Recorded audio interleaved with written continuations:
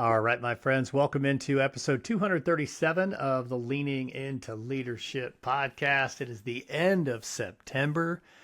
Man, oh man, where did the summer go? It just flew by, didn't it? Man, I'm excited about today's episode, folks. My guest on the show is Dr. Zac Bauermaster. And if you don't know Zac, I'll tell you this. Zac is an elementary school principal, and he has gone viral for his interactions with students in the hallway. And certainly Zac is not the only person who's sharing and posting those interactions with kids in the hallway, but man, his high fives and his fist bumps have made him somebody that people have really gotten to know. Now, I will tell you, I've known Zac since before he was posting these things and sharing them online and getting like 800 million views of high fives and fist bumps with kids in the hallway. And I will tell you that the real story about Zac, and you're going to learn that in today's podcast episode, is Zac is a guy who is all about faith, all about family, and all about finding that sustainable leadership rhythm. During this episode, folks, we talk about how leaders can really align their priorities with their actions, why encouragement matters now probably more than it ever has, and what it takes to stay grounded in the work as a school leader. This is a fantastic episode, folks. I'm super excited, but before we dive in, I've got a little teaser for you. I want to share something with you, but I can't tell you the whole thing yet. So in October, which is right around the corner, we have a big announcement from Road to Awesome. We have been working on something for months now, and we are so excited to share. I will tell you, it's going to be very evident what we were working on when we share this in a few weeks.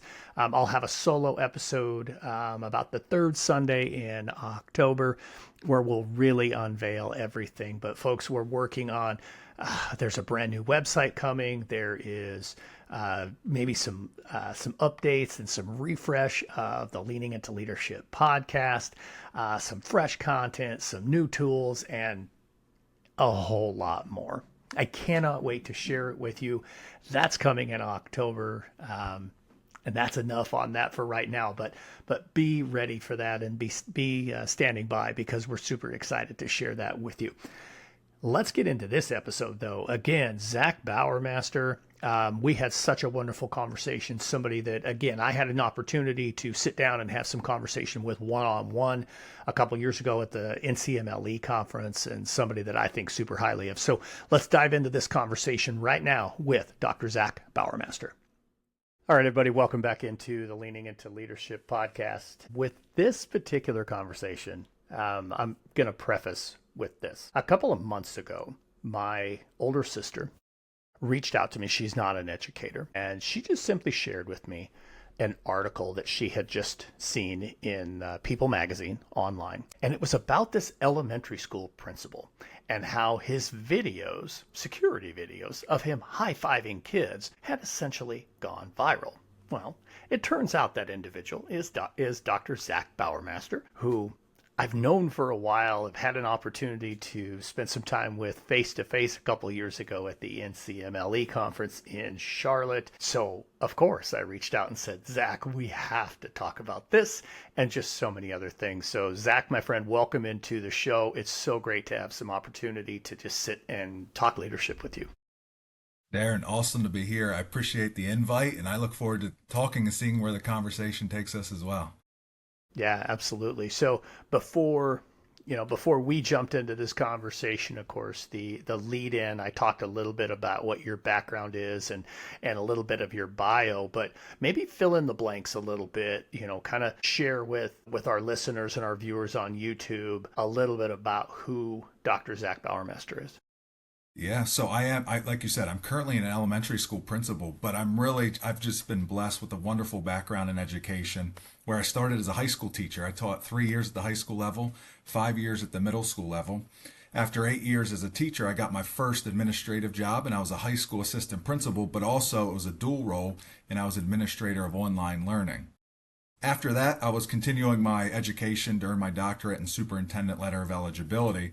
So I wanted to see all levels. So there was a AP opening at the elementary level in my district. So I became elementary AP.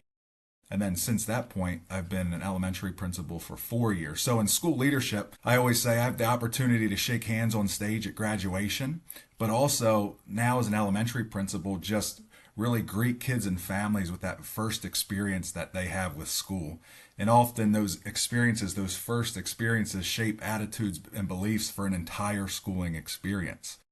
So that's my work as an educator. My family's really important to me. I'm married to my high school sweetheart, Carly. We have 3 young kids. Olivia's 13. She's in 8th grade. Elliot, she's 10 and she's in 5th grade. And Isaac, he is in 3rd grade and he's 8 years old. And we are in the thick of it, just coaching youth sports. It's really a lot of fun coaching basketball, baseball, coaching softball. So we have a lot of fun with that right now. And on top of that, I do some writing and I do some speaking. And as I said, my family is most important to me, and that's what I'll tell any leader. I hope so. I have an assistant principal, Mrs. Camerata, and I hope if she really learns anything from me, it's put your family first. And I know when I'm leading my family well, I feel like I'm leading better at school. But if there's a little disconnect at home and I'm struggling there at home, I feel like I'm not leading as well at work. So family's really important. I make them a part of what we do. They come to all the events here. They travel with me if I'm speaking, and we just make it a family event together. So I think that's really, really important, and it's going to take us in a direction I wasn't planning on going, but I think that's okay. Oftentimes, and I think you know this about me, but the primary focus of my work is to really lean into those early career leaders. I think each and every one of us, when we first step into that role, we find the struggles. There's all kinds of different ways that we struggle early in our leadership career, but we all have different things that kind of make it difficult for us when we first step into those roles. And among them is that tendency to overwork or to be constantly at work, whether you're physically there or just mentally there. And so I really appreciate, one, that you talk so much about how important your family is and how you have worked to incorporate them. Let's do this. Let's lean into those Mm-hmm. beginning, novice leaders, those early career leaders.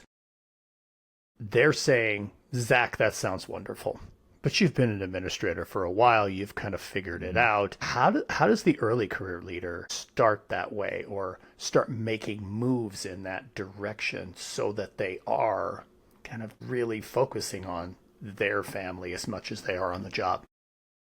Yeah, Darren, such a great question. And I continue to work on this. As much as I say family first, it's a work in progress all the time. And one concept I use to think about, and maybe this can help early leaders new into a role, like I don't think of a work-life balance. I think of a work-life rhythm. Because more than ever, we take work home, and more than ever, work home goes to work. Like it's just all intertwined.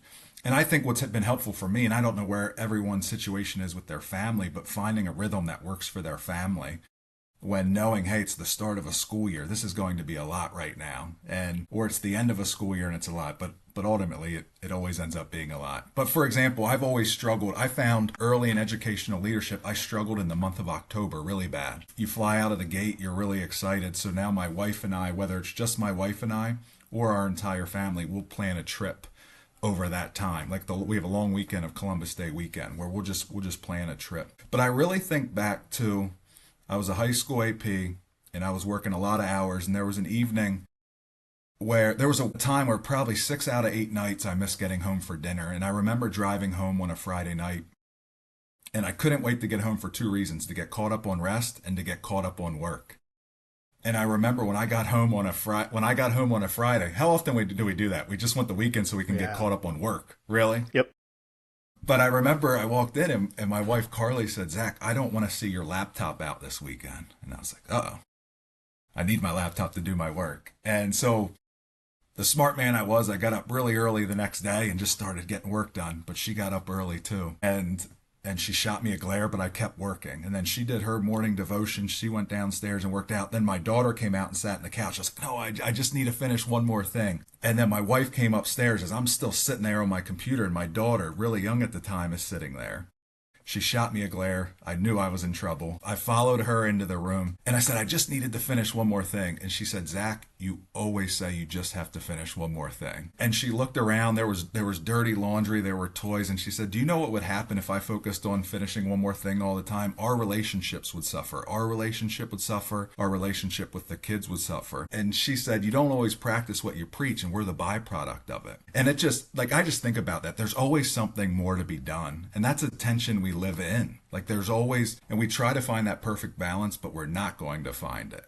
And that was just a moment where I really thought about, hey, I say these things are my priorities, but my actions aren't aligning with my priorities. And she used that word byproduct, a secondary unintended result. And we see so many leaders lose their way. We really do. And when I think about it from a family to a school, like, sometimes in school leadership, you feel wanted, you feel needed. There's those dopamine hits all the time. And then when you're at home, it just can be tougher, more mundane tasks. And I think sometimes we try to pull ourselves from those tasks, and then we dive into our work outside of our home. And then, as I said, there's always just that one more thing to finish all the time. Yeah. Well, you're taking me back, a little bit to, some of those times with me too.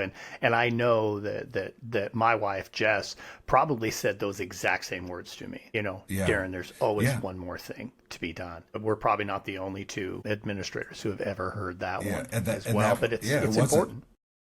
Yeah, it wasn't the only time she had a conversation with me like that. Like, we're at a much better spot now, but early on there was another Saturday morning and I was just making small talk. I could tell something was off and I was making small talk. She's like, you know why we don't have anything to say? Because we're drifting apart right now.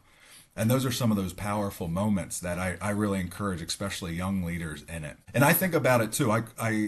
The most read blog post I ever wrote was called A Vicious Cycle, Rethinking How Administrators Spend Their Time On.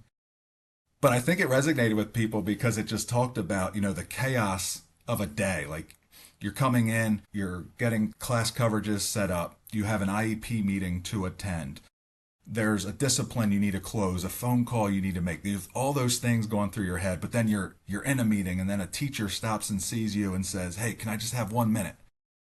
And then, like, all those things are happening all the time. And what happens too is, like, as we talked about, we get to the weekend, if I just make it to the break. But we take those breaks, we have the weekends, we have the vacations. But if we don't adjust how we're spending our time on as principals, we're 1 hour, we're 2 hour back after a vacation. It feels like we were never gone at all.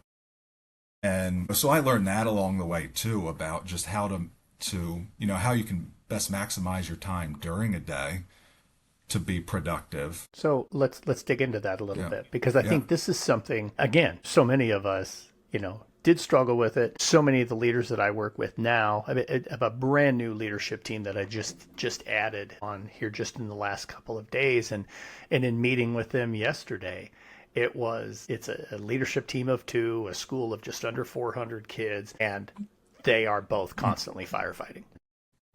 They want to be in classrooms, they want to be in the hallways, but they just can't, manage their time better. Some of it is delegation, some of it is systems. I'm going to coach them through all these things, but you just talked a little bit about how you do that. Maybe unpack it a little further. What are some strategies you use to ensure that your time is aligning with your priorities?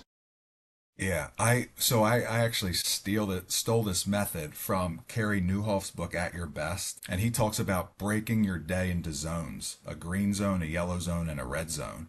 And a green zone is when you are at your best. It is when you are sharpest. It's when you can go into that deep work where you need to really think. And for me, that's morning. So I actually try to do that work, and sometimes it does involve my schedule. I wake up early, but sometimes it involves I want to get that green zone work complete before I even come in contact with anyone, especially in a role like educational leadership, because you never know where that day could go. So I want to still make sure I'm getting that deep work done.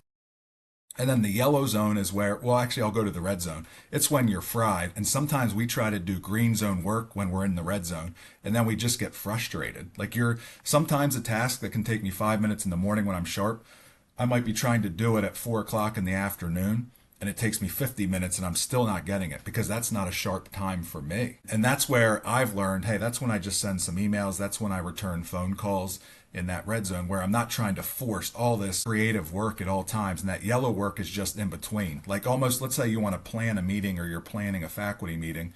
You want to do that work in the green zone, but you can be able to implement and share that out in the yellow zone. You don't have to be your absolute sharpest for delivering the content, although it does help to feel sharp. But then that red zone is those tasks where, hey, I'm pretty much fried, but I'm still at work. And for me, sometimes early afternoon, I try to be in the cafeteria and there might be one task I want to complete, but I can't get into it. So then I try my best to prioritize really being in classrooms at that point as well. But like you touched on, systems are so important. Systems and delegation and not leaving a meeting with your name beside everything that needs to be done after a meeting. Right. And really, and I feel like these terms get said a lot, but empowering, like learning the gifts and talents of the people around you and then allowing them to use their gifts and talents. Yeah, super powerful stuff there, man. I like that a lot. And when you're able to do that, then that allows you to, like you said, go and be in the classrooms and really lean into your presence. And so that I want to kind of transition a little bit into what has become these viral videos of you with your kids in the hallway. People Magazine, I mean, all kinds of different, things, people connecting with you and just saying, wow, this is so cool. Talk a little bit about maybe kind of the genesis of sharing out those videos. Yeah. And just, you were even saying just before we hit record that like you continue to unpack this and you continue to maybe reflect and learn some things about this. So I'll just let you run with that. Yeah. I think part of it is, it's something we do every day at Providence Elementary School, whether it's fist bumps, high fives. We have something specific called Fist Bump Friday where we really celebrate being encouragers. And, I wanted to show school from the inside out and just show, hey, I want to show some of these things that are happening. Because I'll be the first, and I actually love when I can speak and share because I'll be the first to tell you, I'm the one who pulled the camera footage, and I understand that. But one of it is just finding ways to encourage. And here's what I found. The one video has like 382 million views on Instagram and almost 23 million likes. But it's not about that at all. And what I'm finding is it's more of those direct messages that I'm getting, because when people resonated with it in some way, like people saw themselves in those videos in some way, where they could name that specific principal or teacher that they connected with in that specific moment that they had that really helped shape their life and who they are today. But I also receive messages from people who will say things like, that's all I needed. I just needed one person to notice me and my whole life could have been different. Somebody else reached out and said, that's the fist bump I never knew I needed. And so I'm just unpacking all these different stories that are coming in. And part of getting to the root of why I do it, I was teaching 7th grade and I was leading a meeting and I got hit with a panic attack and it caused me to pass out. And so I had been battling anxiety and depression. So I was a 7th grade social studies teacher. I was coaching basketball. I was married to my high school sweetheart. I had 2 beautiful daughters at the time. Everything looked good on the outside, but on the inside, I was really struggling. And I was hiding it. I was keeping it all to myself. And faith guides my steps. So I was in the Word. I was reading the Bible. I was praying. And it was just a really difficult time. But as I was leading this meeting, I passed out. And when I came to, I remember saying my name, Zac, and I was surrounded by the school nurse, some of the teachers, the assistant principal. And I never, I'm 6'3", 225 pounds. I never felt more vulnerable or embarrassed than my brother-in-law, who's a teacher, had to take me home that day. My wife met me in the kitchen and I just cried because I'd started to share some of what I was struggling with. And I remember thinking how am I going to move forward from this? And the next day I went in and the first thing I did was I went in my principal's office with my principal, Mr. Gladfelder, and the assistant principal, Mr. Dolan. And I started sharing just everything I was struggling with. And Mr. Gladfelder looked at me and he said, Zac, out of all the people in this school, you're the last person I would have expected to be going through something like this. And then as I got up, we talked, and as I got up, they gave me fist bumps, basically hey, we're in your corner here. it just like, I think about what I was going through and knowing no one would have expected it. So as these kids and as these staff members, whether it's in our homes too or at work, we don't know what people are going through, but I just want people to know that they're seen and they're valued. And I do want to share this. So many educators already do this, and I know it. And I think that's what's awesome about educators. It's those little moments that make a big difference. And often in education, that's what's tough. It's those seeds we're planting that we may never even see grow. We really may not. But the impact that educators are having, and I mean, that's part of what I'm still, breaking down, just everything with the video, some of these messages coming in. But I'm by far not the only one who likes to have fun in school, make school a place where kids want to come. And as principals, to make school a place kids want to come, we need to be a place where teachers want to be, and a place that families trust and are proud to send their kids. So I really encourage staff to just truly take care of themselves and try to create that environment so that they can pour into the kids and be those people for the kids as well. Yeah, I think it's about being intentional to build that culture where people feel that they really are seen and valued, like you said. And I know that connects back to some of your written work. You talk about being an author, and certainly leading with a humble heart, leading with people, your 6-pillar framework for fruitful leadership. I know you have some other books that just came out. We'll put links for all the books down in the show notes, by the way, folks, but pick one that you'd like to talk about. I mean, I think surely this connects to the leading with people, but whichever direction you would like to go, let's maybe talk about some of that written work that you have done and how it just reflects what you're about in your building. Yeah. And I would say in a way, they're all tied together. They really are. And as I said, just my faith in God and walk with Jesus is so important to me, because I really believe, and that's why I've written a lot of devotionals, the importance of filling ourselves. Now we can, it is important to eat right. It's important to exercise. It's important to take care of ourselves. But for me, just pouring the word of God and being in prayer, because I think about it every morning. I pour my cup of coffee. Like I'm that empty cup every morning that needs filled every morning. And that's why I start my day in prayer and in the word, because I know I need to be filled so then I can overflow and pour into other people, because leadership is heavy work, where we're called to rejoice with those who rejoice and mourn with those who mourn. So we face a lot. You have no idea what's coming at you each day in leadership. And that's why I want to make sure, I want to be a steadfast leader. That idea of being dutifully firm and unwavering.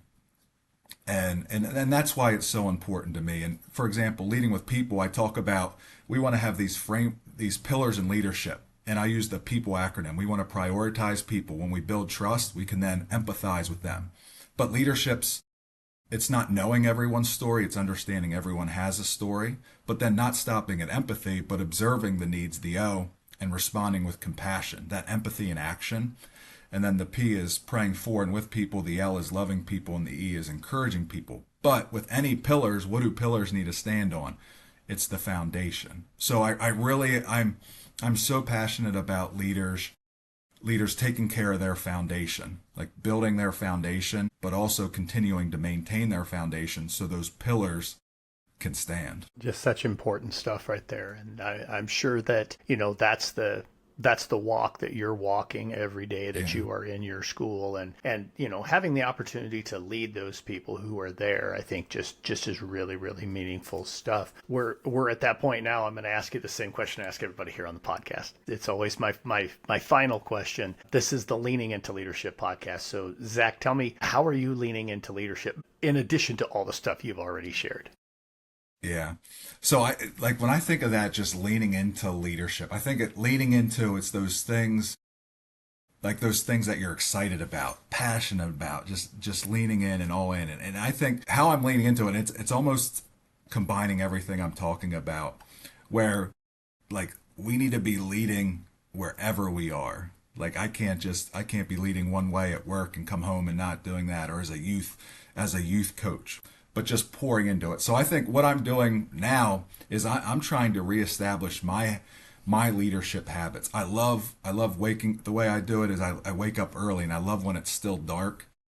And I love the model of Jesus. He would always wake up while it was still dark and go find a private place and pray. And he always had crowds around him. And so he was telling stories, but then he would withdraw to the mountainside and replenish himself. So the way I lead into leadership is that idea of withdrawing and re-entering, like just getting into that pattern of withdrawing and re-entering, because I love to pour into people, but I know I need to be refilled. So stepping away, withdrawing and re-entry to really strengthen and be at my best. But on top of that, just that rhythm then too of getting up and setting a good example of, like I think about the example I'm setting for my family where, I'm working out and I'm exercising to be it, because I know I'm at my best when I'm exercising and when I'm eating right, so I can really pour into other people. But I think when I think about how am I leaning into it, I think it is that withdraw and re-enter, withdraw and re-enter. That's a great rhythm for leaders to have. Yeah, absolutely. Well, and like you said it early on, if we're not taking care of ourselves, it's really hard for us to lead and take care of others. So certainly people, if they're not already connected with you, they're going to want to get connected with you. What are some of the best ways to get in touch with you, to grab the 4 books that you've written and, just simply to follow some of the content that you're sharing? Yeah, thanks, Darren. So my website is zacbauermaster.com. You can reach out to me there on Instagram, Facebook, X at @ZBauermaster, and the books are all available on Amazon. Absolutely. Awesome. So we'll put all of that stuff in the show notes again so that people have the opportunity to get connected with you, to check out some of the amazing work that you are doing there in Pennsylvania and all over the country as you're out and about speaking and some of those kinds of things. So, man, I really appreciate it. It was great to sit down and have a conversation with you and to get reconnected with you. So thanks so much for joining me here on the Leaning Into Leadership podcast. Darren, thank you for having me. Appreciate it. All right, folks, what a great conversation there, and just what a treat to sit down with Zac and have some conversation with him. Everything you need to know about Zac is down there in the show notes. Just go hit his website, buy his books, follow this guy on social media, pay attention to him. He is so much more than just high fives and fist bumps. There is true hardcore substance to this guy as a leader. He is somebody you want to follow. So go check him out down in the show notes. And now it is time for a pep talk. So again, it's the end of September, and I will tell you this week in several coaching calls, I had conversations with leaders who are all going through about the same thing this time of year. The honeymoon is long over. At this point, probably every leader is dealing with some type of a personnel issue, dealing maybe with some student challenges, maybe even dealing with some long-term goals that aren't already clearly going to get met, and you're starting to make some modifications. Folks, that is a normal thing in leadership. We know that the best laid plans, once we get going, sometimes they change. Mike Tyson once said famously, everybody has a plan until they get punched in the mouth. And yeah, by the end of September, that's pretty much how we all feel. This week's pep talk is not at all about here's a strategy or here's something to do, but just simply me telling you, you've got a cheerleader. You've got somebody who is rooting for you and who's going to tell you, hey, take a breath, jump up on the balcony for just a couple of minutes, get yourself out of the weeds, and take a look around. Get yourself reoriented, because it's one thing to maybe have made a misstep or to get pulled off of the focus that you had. But to continue to go down that road without taking that step and getting yourself reoriented, that would be the leadership mistake. Getting to this point now, not a mistake at all. It's normal. Everybody's going through it. So the correction here is just simply to get up out of the weeds, get on the balcony, take a look around and say, oh yeah, this is our path forward. Everybody follow me. We've got this. Hey, that's what I got for you this week, folks. Thank you so much for joining me here on the Leaning Into Leadership podcast. As always, get out there. Have a road to awesome week.